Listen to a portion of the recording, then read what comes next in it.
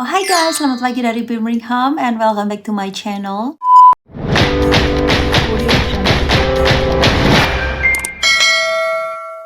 Apa kabar teman-teman semuanya? Semoga teman-teman dimanapun kalian berada selalu sehat dan selalu happy tentunya.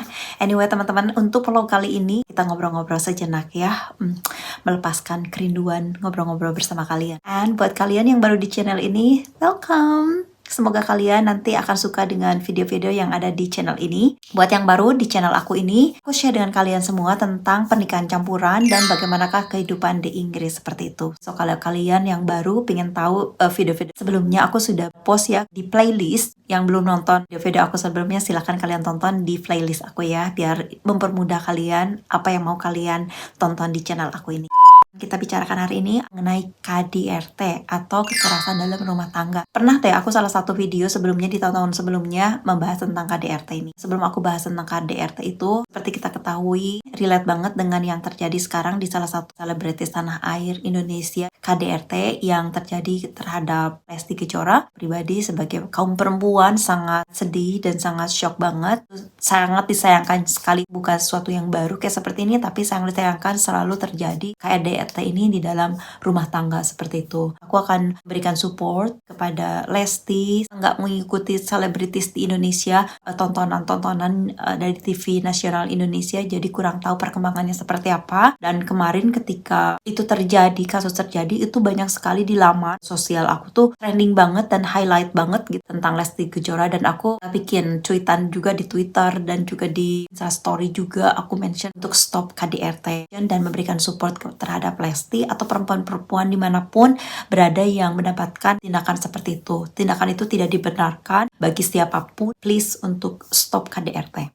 Tapi kali ini aku tidak akan membahas tentang KDRT yang dialami oleh Lesti sama suaminya. Tapi di sini aku akan bahas tentang KDRT di luar negeri. Gimana kalau kita sebagai pelaku kawin campur yang dibawa oleh suami kita, especially Inggris, dan kita dihadapkan dengan situasi seperti itu. Alami KDRT dari pasangan kita atau suami kita di luar negeri, jauh dari keluarga. Sementara suami itu atau pasangan kita itu adalah salah satu orang yang kita percayai, orang yang akan melindungi kita, tapi malah orang tersebutlah yang menyakiti kita. Nah, bagaimana kita, kemana kita mencari pertolongan? Aku percaya bahwa nggak hanya di Inggris, di Indonesia, atau dimanapun negara lainnya, yang namanya kekerasan, KDRT, atau kita disebutnya di sini adalah domestic abuse, sangat-sangat tidak ditoleransi ya. Di Inggris sendiri sangat diinformasikan, galakkan untuk stop KDRT atau stop abuse. Dan beberapa juga arahan-arahan informasi kalau misalkan itu terjadi kepada kita, terjadi kepada siapapun, harus bagaimana untuk mengantisipasi atau untuk bagaimana kita mencari perlindungan. Inggris ini banyak sekali teman-teman yang kalau kita terjadi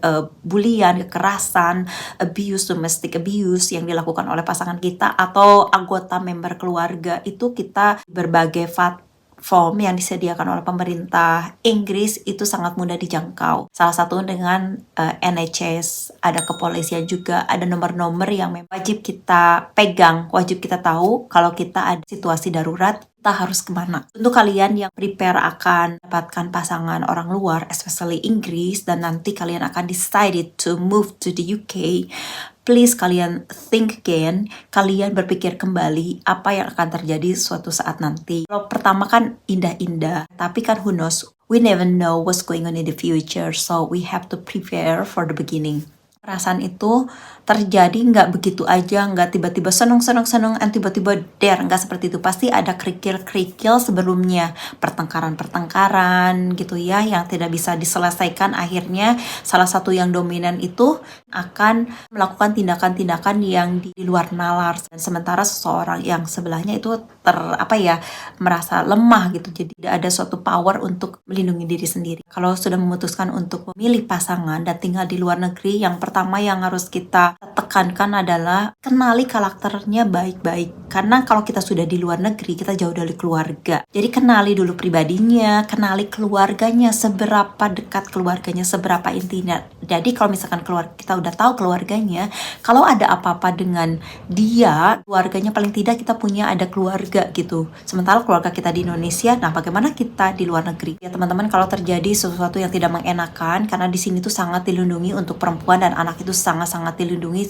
so kalian jangan khawatir, keep calm. kalian simpan nomor, kontak nomor, ada di NHS juga ada beberapa, dan aku sebutin di sini, aku share di sini beberapa headline atau beberapa line yang harus kalian pegang. Kita punya dan kita tahu kemana nomor-nomor darurat, di mana keadaan kita ya darurat gitu ya, mana kita harus pertolongan. Juga kepolisian, kita nggak perlu khawatir kalau terjadi dengan kita, asalkan kita bisa calm down dan kita harus gimana tindakan itu.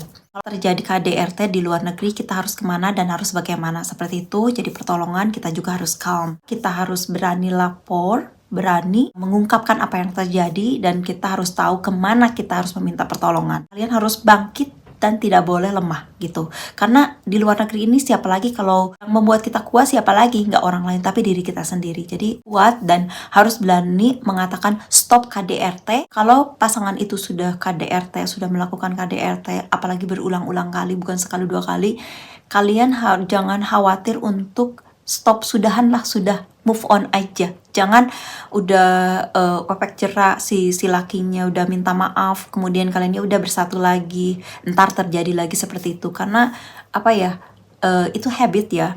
Tapi itu balik lagi ya ke pribadi masing-masing. Aku nggak bisa ngejudge, it's not judgment here, jadi nggak bisa ngejudge, nggak bisa gimana, misalkan nggak boleh balik lagi atau gimana, itu terserah kalian pribadi ya, balik lagi. Cuman kita sebagai perempuan jangan mau diperlakukan seperti itu. Kita punya value yang sangat besar buat diri kita dan orang lain, so kita harus bisa menghargai diri sendiri, harus bisa mengapresiasi value yang kita punya, dan kita itu sangat berharga. Remember that.